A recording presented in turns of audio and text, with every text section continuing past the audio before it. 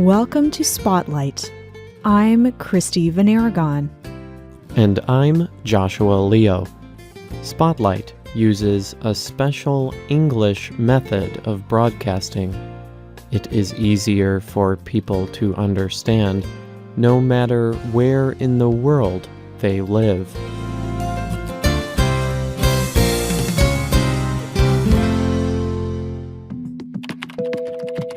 Every day, more people in the world use computers and other technology to communicate. Many books are now available on the internet. People write emails and text messages instead of letters.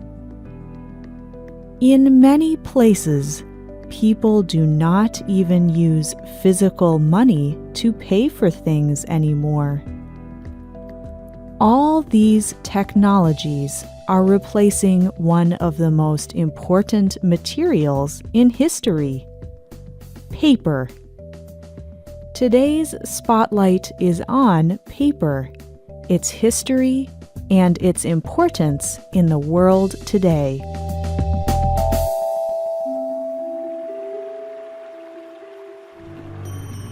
Many people believe that paper started with the ancient Egyptians. However, this is not exactly true. Instead, 5,000 years ago, Egyptians used a material called papyrus.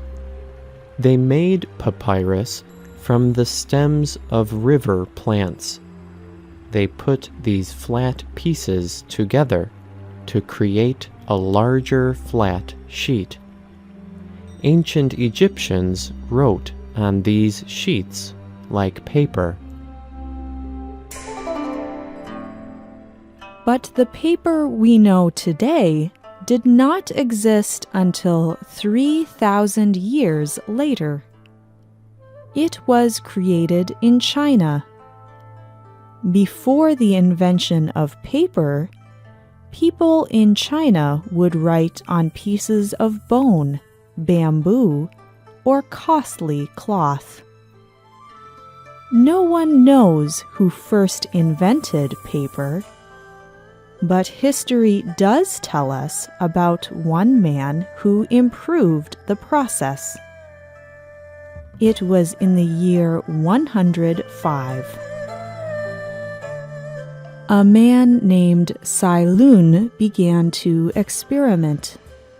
He used many materials to make paper.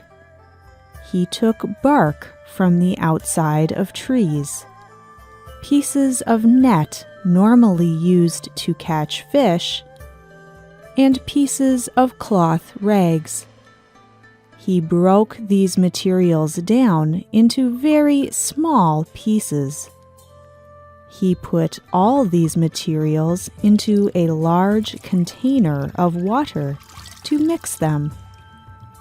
Then he removed this material using a screen. When he pressed out the water, all that was left was a thin sheet of paper. He presented this new way of making paper to the emperor. The emperor was very happy and gave Sai Lun much money.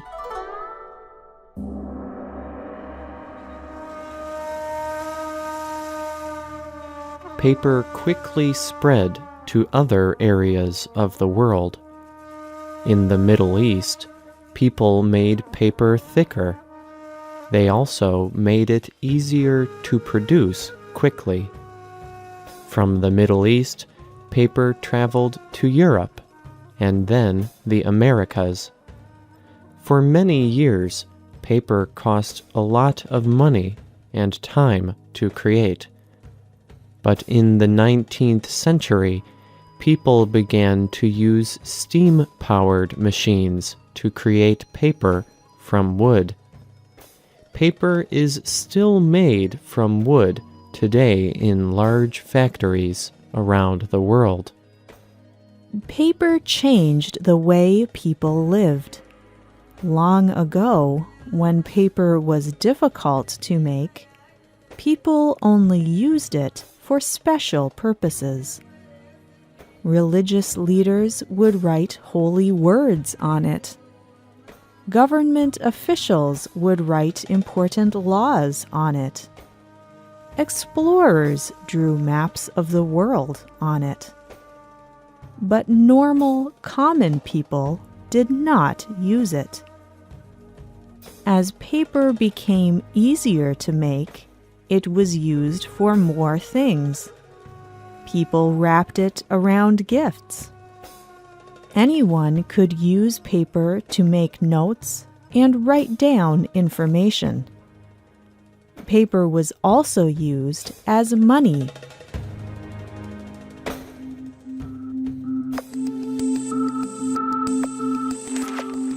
Today, people use paper for even more things. Paper cloths clean up dirt. Many products are sold in cardboard boxes made from paper. People drink water and other drinks out of paper cups.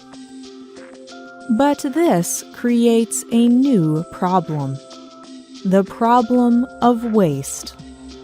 When we are done using paper, it does not just disappear. Some paper can be recycled. It can be made into new paper. But a lot of paper simply becomes waste or garbage. It is burned for energy or stored in large landfills. Paper does biodegrade or break down over time, but it does not happen quickly. As the paper breaks down, it releases harmful gases into the air. In the United States, paper makes up 1/3 of all waste. In just that country, that is 85 million tons per year.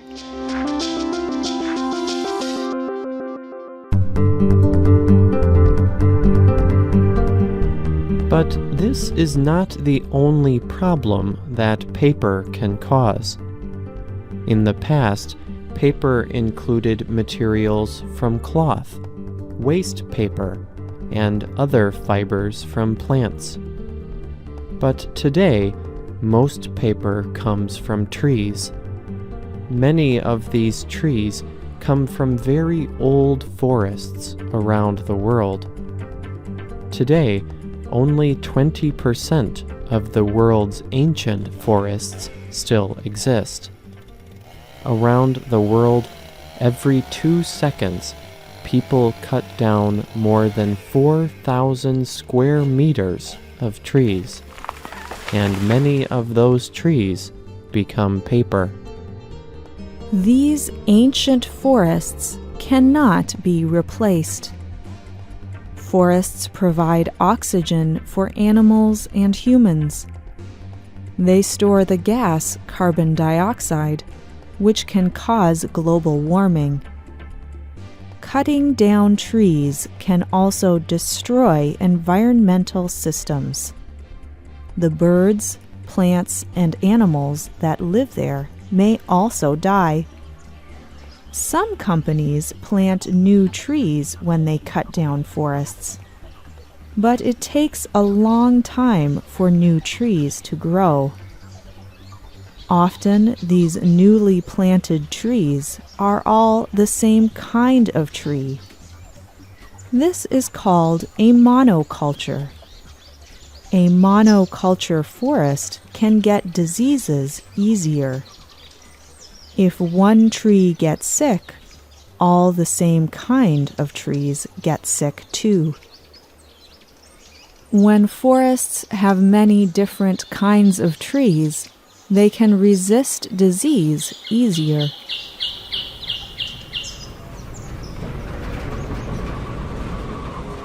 Creating the paper can also cause environmental problems.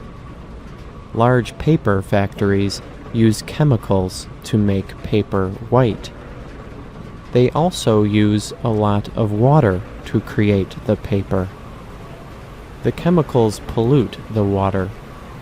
If the factories release the water without removing the chemicals, the water can pollute rivers and lakes. The chemicals in the water can also cause health problems.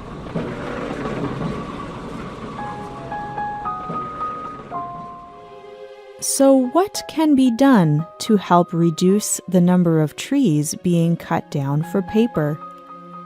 What can a person do to change their paper impact on the world? The first step is to try to use less paper.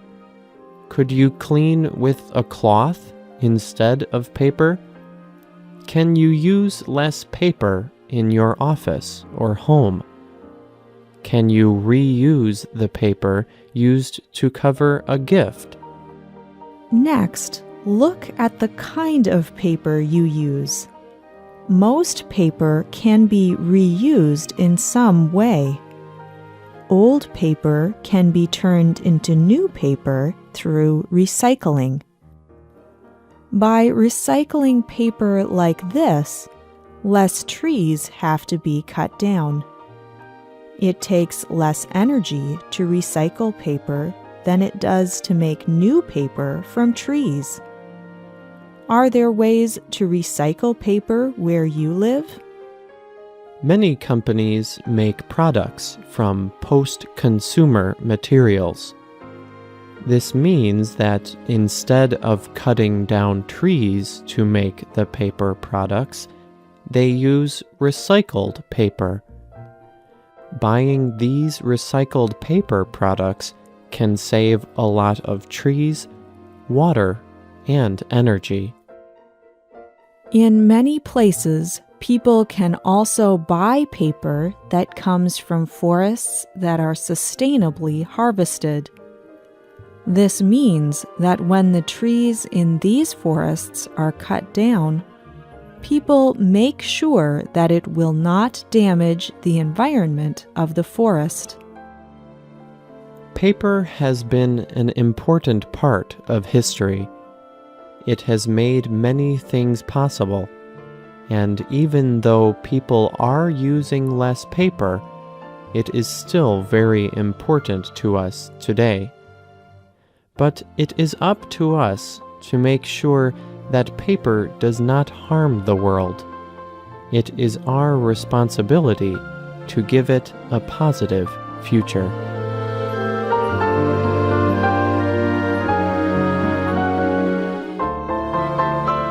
The writer and producer of this program was Joshua Leo. The voices you heard were from the United States.